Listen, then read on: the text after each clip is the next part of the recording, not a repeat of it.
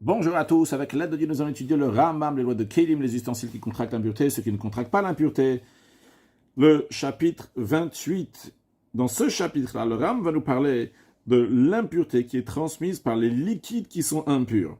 C'est-à-dire, d'après la Torah, des liquides qui sont impurs sont un rishon de Touma, c'est un premier niveau d'impureté. Et donc, un rishon de Touma, un premier niveau d'impureté, tout ce qui peut rendre impur, c'est uniquement des aliments et des liquides, non pas des êtres humains ou des ustensiles. Donc, en général, les liquides, d'après la Torah d'ordre biblique, ne peuvent pas rendre impurs des ustensiles. Donc, je répète encore une fois, des liquides impurs ne peuvent pas rendre impur un ustensile d'ordre biblique. Mais les sages ont donné une grande impureté pour les liquides qui sont impurs, et les sages ont dit que les liquides impurs vont rendre impurs même les ustensiles. Donc, d'ordre biblique, les liquides impurs rendent impurs même un ustensile. Mais les sages ont différencié la manière que l'ustensile va devenir impur que des autres ustensiles.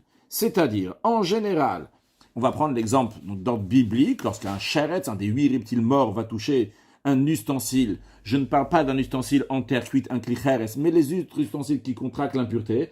Que ça soit que le sheretz, le reptile, l'impureté donc a touché l'ustensile de la paroi extérieure ou de la paroi intérieure, l'ustensile en entier est devenu impur. Il n'y a pas de différence si le sheretz, le reptile mort, a touché la paroi extérieure ou intérieure. Tout est devenu impur. Mais, en ce qui concerne cette impureté des ustensiles qui est transmise par les liquides impurs et qui est d'ordre rabbinique, les sages ont fait deux différences. Premièrement, que uniquement si les liquides ont touché donc la partie intérieure de l'ustensile, dans ces cas-là, l'ustensile sera entièrement impur.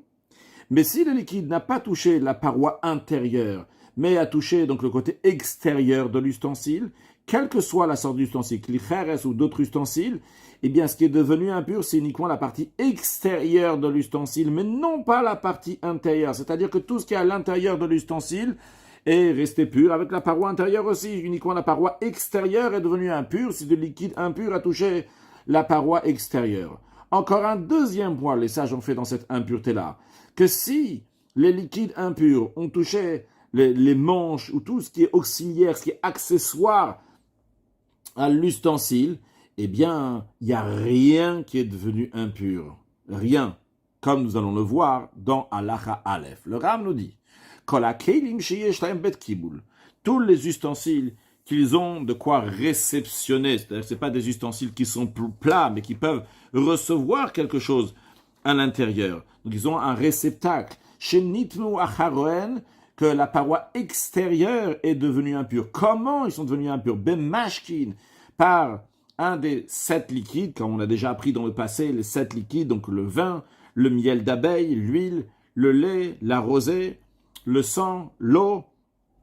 Ça, donc, ce sont les 7 liquides donc, qui peuvent rendre impurs. Donc, si un des ustensiles est devenu impur par ces liquides qui étaient impurs, eh bien, l'onitma tochan, ce qui est à l'intérieur de l'ustensile n'est pas devenu impur.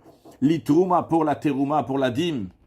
C'est-à-dire, le Rambam dit que c'est uniquement donc, pour la terouma.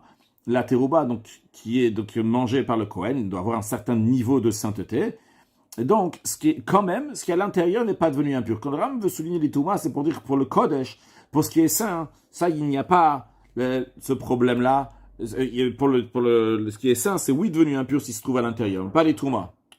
Donc le principe à retenir, c'est que c'est uniquement la partie extérieure de l'ustensile qui est devenue impure lorsque le liquide impur a touché la paroi extérieure et non pas la partie intérieure. Et le Rambam nous rajoute Velognem, ni le col de l'ustensile. La partie à travers le liquide sort, donc qui s'appelle ognem, c'est ce que j'appelle le col ici de l'ustensile. Veloznem, ni l'oreille. L'oreille, c'est-à-dire il y a l'ustensile, il y a ce petit morceau-là donc qui s'appelle l'oreille, et dans lequel on met la manche à l'intérieur. Donc le ozen, ça donc ne devient pas impur. Veloyedem, et ni la manche. Velome comme à ni l'endroit où on met le doigt, les doigts à shokea, donc qui est creux, bisfat à clé sur la bordure de l'ustensile avec lequel donc on va pouvoir, ça va aider à porter l'ustensile. le principe qu'il y a derrière tout ça, c'est que vu que c'est une impureté donc qui est d'ordre rabbinique, ils n'ont pas décrété d'impureté sur cette partie-là de l'ustensile. Maintenant, par contre, si c'est l'intérieur de l'ustensile qui est devenu impur avec ses liquides impurs, tout est devenu impur. Quand tout est devenu impur, c'est-à-dire aussi bien donc la paroi extérieure, et aussi l'endroit où on met les doigts, aussi les anses, les manches, les oreilles, c'est tout ce qui est rattaché à l'ustensile. Si un ustensile a une base qu'on met sous cet ustensile-là, et les liquides impurs sont tombés non pas sur l'ustensile, mais sur la base qui est en dessous, ou bien à la ognem, ou bien seulement sur le col, ou seulement à l'osnem, ou seulement sur l'oreille, c'est la petite partie dans laquelle on met le manche, ou à l'idota kelim, ou sur le manche à mekablin, qu'ils ont même s'ils ont un bet kiboul sur le chidouch, même s'ils ont de quoi réceptionner ces endroits-là, donc qui sont sur l'ustensile, eh bien, c'est pas impur. Tout ce qu'il doit faire, c'est juste sécher pour être sûr qu'on ne va pas s'en servir lorsqu'il y a de la terouma et que la terouma risque de toucher. Mais sur le principe, le kohutehorin, ils sont purs. Les sages n'ont pas décrété d'impureté sur ces détails de l'ustensile, uniquement sur l'ustensile même, uniquement sur les parois extérieures ou bien sur la paroi intérieure. Et quand c'est sur la paroi extérieure, il y a seulement ça qui devient impur. Et pas l'intérieur, quand c'est sur la paroi intérieure, il y a tout l'ustensile. Et dans les cas qu'on vient de mentionner, lorsque les liquides impurs sont tombés seulement par exemple sur le manche, ou ce qui est auxiliaire, ou ce qui est similaire à cela, même la paroi extérieure de l'ustensile n'est pas devenue impure. Halachabet, echad kleasak. C'est la même loi, que ce soit des ustensiles, donc sacs, qui donnent à sakin va martsoufim, comme les sacs ou les grands sacs dans lesquels on met beaucoup de choses pour partir en voyage, au clé à or, ou bien des ustensiles en peau qui donnent à karim va ksatot, comme par exemple les coussins qui sont ronds, ou les coussins qui sont longs et étroits, sûrement on peut s'allonger aussi, donc tout ça de coussins. Ve'echad clé à etz, que ce soit donc des ustensiles en bois, c'est toute la même loi, filou krupot, même donc des grandes caisses ou mashpelot, et des grands paniers, les paniers sur lesquels on met du fumier sur les animaux, eh bien, imnit-moi chorem ben mashkin, que si le principe est toujours le même, que si c'est la partie extérieure, la paroi extérieure qui est devenue impure, pas de liquide impur, l'onitma tochan, la partie intérieure n'est pas devenue impure. Le chidouch, il est ici que bien qu'il s'agit des choses qu'on peut changer de côté. Par exemple, dans le cas d'un sac, je peux très bien faire que le sac va changer de côté maintenant. Ça va être maintenant l'intérieur, ça c'est l'extérieur. Je peux faire à nouveau, donc ça va devenir l'intérieur, et ça va être l'extérieur. Eh bien, ça le chidouch que le Rambam nous dit, que si c'est la partie extérieure qui est devenue impure, la partie intérieure n'est pas devenue impure. Halacha Gimel, pshute kleshetef, des ustensiles qu'on peut immerger dans le bain rituel et qui sont pachout, qui sont plats. Et chez Einam Ruim le Midras, ils ne sont pas aptes pour qu'on va s'allonger dessus, s'asseoir dessus ou chevaucher dessus. Kigon shulchan, comme par exemple la table, vea tavla, une tablette, chez En la dofen, qui n'a pas de paroi. Par exemple, ici, nous avons donc une tablette qui n'a pas de paroi. La question est, est-ce qu'il y a un tor et il y a un chitzon? Est-ce qu'on dit qu'il y a un intérieur et il y a un extérieur? C'est tout plat. Eh bien, la réponse de Ram nous dit que, ils veulent mettre kablim tout même la Torah, vu qu'ils ne peuvent pas réceptionner l'impureté d'après la Torah.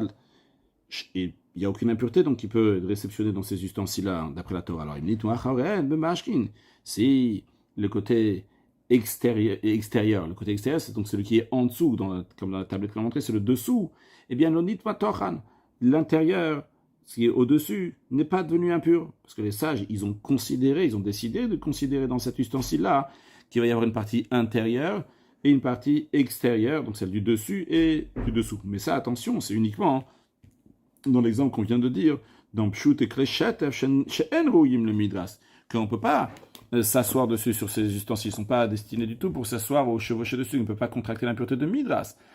Aval pshut et Kreshet et farouim le midras, mais des ustensiles plats qui sont immergeables dans un bain rituel, mais qui sont aptes qu'on va s'asseoir, s'allonger ou chevaucher dessus. Qui donne à mita, comme par exemple le lit, qu'on s'allonge dessus, ve'or et la poche, et malade sur lequel on dort dessus, ve'aki c'est la chaise, ve'kayot sebaem, ce qui semble à sa vue que ces ustensiles-là, ils contractent l'impureté d'ordre biblique, non pas d'ordre rabbinique. Dans ces cas-là, les sages, ils n'ont pas été indulgents de dire on va mettre un côté intérieur, extérieur, si c'est devenu uniquement l'extérieur qui est devenu impur, l'intérieur n'est pas devenu impur. Non, ils ont dit que s'il y a des liquides qui ont touché le lit, que ce soit le côté au-dessus ou en dessous, il n'y a pas ici, on va dire, donc un côté extérieur et un côté intérieur.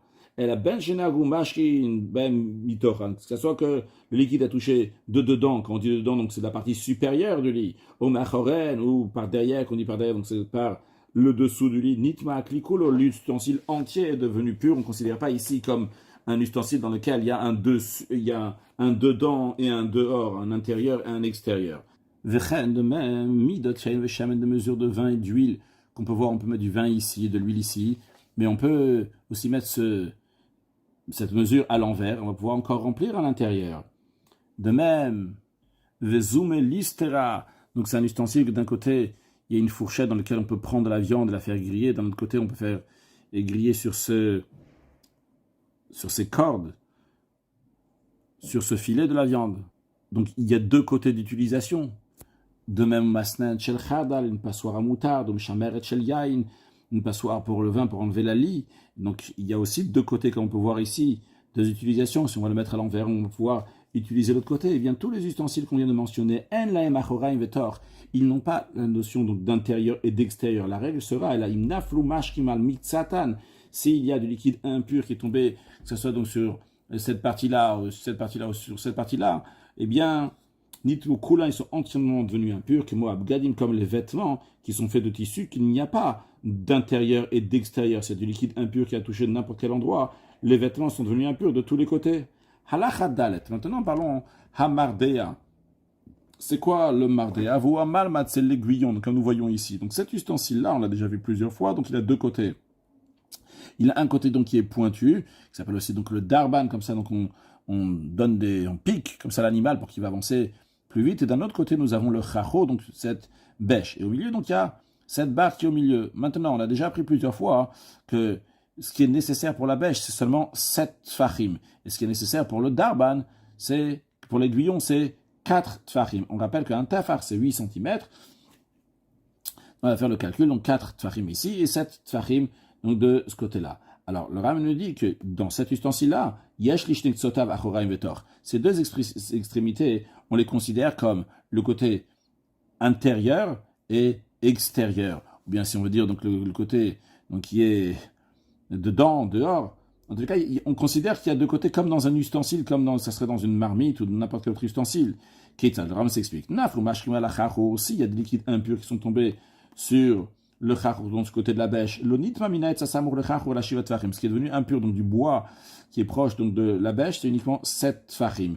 Donc on va dire, donc ça c'est le côté extérieur, donc ça c'est le côté intérieur qui est resté pur. Comme ça on considérera. Maintenant, d'un autre côté, où charesta, donc le reste du bois, il est pur. Dans le sens inverse, c'est-à-dire que si le liquide il est tombé sur la partie dans l'aiguillon, dans lequel côté il y a la pointe, ce qui est devenu impur, c'est uniquement les 4 tfachim qui sont proches de l'aiguillon, parce que ce qu'on a besoin donc pour l'aiguillon, c'est les 4 tfachim, mais tout le reste du bois, ici donc tout ça, c'est resté pur. Mais non, si c'est tombé dans cette partie-là, donc c'est à l'extérieur des 7 tfachim qui sont proches de la bêche, à l'extérieur des 4 tfachim qui sont proches de l'aiguillon sur cet endroit-là, c'est considéré comme un klikiboul, un ustensile qui réceptionne, qu'il y a du liquide qui a touché donc la partie extérieure, et c'est devenu impur uniquement donc la partie extérieure, c'est-à-dire si le liquide est tombé là, sur cette partie-là, il n'y a que cette partie-là donc qui devient impur, sera considéré la partie extérieure, tout ça, ça sera considéré la partie intérieure. Halachae, kis shibtor kis. Donc, une bourse qui est dans une autre bourse. Il y a un des deux qui est devenu impur. L'autre n'est pas devenu impur. Donc, un il devient impur, mais pas l'autre. Ici, on peut voir la bourse qui est à l'intérieur de l'autre bourse. Mais le Ramam précise, dans quel cas ça pisse, comme il vient de dire, si le bord, littéralement les lèvres, ont été au même niveau, comme on peut voir ici. Donc, le bord des deux bourses sont au même niveau. C'est vrai que cette bourse-là va seulement jusqu'à là, mais ce qui nous intéresse ici, c'est que le bord soit au même niveau. Si la bourse extérieure dépassait, et donc elle engloutissait donc l'autre bourse, et la bourse qui engloutit à l'intérieur, elle est devenue impure par des liquides, la bourse extérieure aussi est devenue impur. Maintenant, nitma achitzon, si celui qui est extérieur est devenu impur, le nitma pnimi, celui qui est intérieur n'est pas devenu impur, parce que dans ces cas-là, ils sont considérés comme un seul ustensile. La bourse qui est à l'intérieur, elle est considérée l'intérieur, la bourse qui est à l'extérieur est considérée l'extérieur. Donc lorsque celui qui est à l'intérieur est devenu impur, alors le côté extérieur aussi, donc la bourse extérieure est devenue impure, mais lorsque ce qui est devenu impur, c'est uniquement celui qui est à l'extérieur, celui qui est à l'intérieur n'est pas devenu impur. Ou bécheret, si c'est un reptile, c'est-à-dire qu'ils sont devenus, une des bourses est devenue impure, pas un reptile, donc c'est une impureté donc d'ordre biblique, donc pas d'ordre rabbinique, c'est pas du liquide. Benkar ou benkar, d'une manière ou d'une autre. C'est pas seulement si la bourse extérieure, elle va sortir, même s'ils sont de manière égale, la règle sera que si il y en a un d'eux qui est devenu impur, l'autre aussi est devenu impur. Halachava, si quelqu'un prend un morceau de bois et hachokek, il va creuser à l'intérieur, rova, un quart d'un cave, vachatzi rova, et un huitième d'un cave, be'etzachad, dans le même morceau de bois. Donc un cave, ça correspond à 6 œufs qui correspondent donc à 345 cm3. Donc en tout cas, on peut faire le calcul, donc bien ça fait. En tout cas, donc ici, là, il a fait un chatzi cave, là, il a fait un rova cave. Pardon, il a fait un rova et un chatzi rova. Donc un quart et un huitième du cave. Venitma echel mem mashkin. Il y a un des deux qui est devenu impur avec du liquide. L'onitma hachin, le deuxième n'est pas devenu impur. Afal bishemet echel, bien que c'est un seul morceau de bois. Qu'est-ce que commence là? Nagu mashkin tuim betocha rova. S'il y a des liquides impurs qui a touché, donc le rova, alors ha rova va chorav, ce rova là, donc ce quart là et son côté extérieur, donc la paroi extérieure, tam est impur. Vachatia rova chorav, donc le demi rova et la partie extérieure, tar, il est pur. Maintenant, naga bachatia rova mitocho, si il y a quelque chose qui est rentré dans la moitié du rova, donc à l'intérieur du demi rova, chati va rova va chorav tuim, donc cette partie-là, donc intérieure et extérieure, est impure, ve'arova chorav, et ce rova-là, donc, et la partie extérieure, théorim sont purs. Mais quand même, au Madbil, lorsqu'il va les tremper dans le bain rituel, il ne pourra pas tremper la moitié. Madbil et Akol, il devra tremper entièrement tout l'ustensile parce qu'il est considéré comme un seul ustensile. Nitnu, Achore par contre, on nous dit que si ils sont devenus impurs, la partie de la paroi extérieure, donc que ce soit du rova ou Achore Chatsi Arova, la moitié rova machin des liquides, Achore Akol Tamé, là tout est impur. On ne dit pas qu'il y a seulement la paroi extérieure du quart de rova ou bien du demi-rova ou bien du rova qui est impur. On dit que tout ce qui est à l'extérieur est impur. Parce que la partie extérieure, ça, on ne va jamais la partager. Ce qu'on partage, donc, c'est l'ustensile. Cet ustensile à l'autre ustensile, quand ils sont devenus impurs, donc par l'intérieur. Mais s'ils sont devenus impurs, donc par l'extérieur, la paroi extérieure, on dit que toute la paroi extérieure est devenue impure. Et à l'Achazaïn, pour conclure les lois de Kélim, Kumkumus, une bouilloire, que la paroi extérieure était impure. Vayamartiach, et c'était en train de bouillir l'eau, elle bout. On ne craint pas que peut-être, quand c'est en train de bouillir, l'eau qui est à l'intérieur est sortie sur la paroi extérieure, et après l'eau, elle est re-rentrée à l'intérieur, et maintenant, tous ces eaux qui sont à l'intérieur peuvent rendre pur, pour en rendre impur d'autres choses. Non. Les liquides qui sont à l'intérieur, ils sont purs pour la terouma, c'est-à-dire que si la terouma a touché ces liquides-là qui étaient à l'intérieur, bien que la paroi extérieure est impure, la terouma reste pure. Brich, Rachamana, de Sayan, on remercie Dieu qui nous a aidé à finir les lois de Kélim. Et des lois de Kélim, on va passer à Mikvaot. Qu'est-ce que ça représente sur le plan spirituel? Le Rabbi nous explique que Kélim fait référence au sujet de ce monde-là dans lequel on fait le travail. Ayom la Sotam, le but c'est de prendre toutes les choses du monde qui vont devenir un Kéli, un réceptacle pour Akadosh Baruch Hu. Donc on fait une situation que tout va devenir tahor, va devenir pur. Ou Mikvaot, c'est quoi Mikvaot qu'on passe après dans les lois de bain rituel? En plus que la purification de l'ustensile, c'est ce qui va s'immerger dans le bain rituel.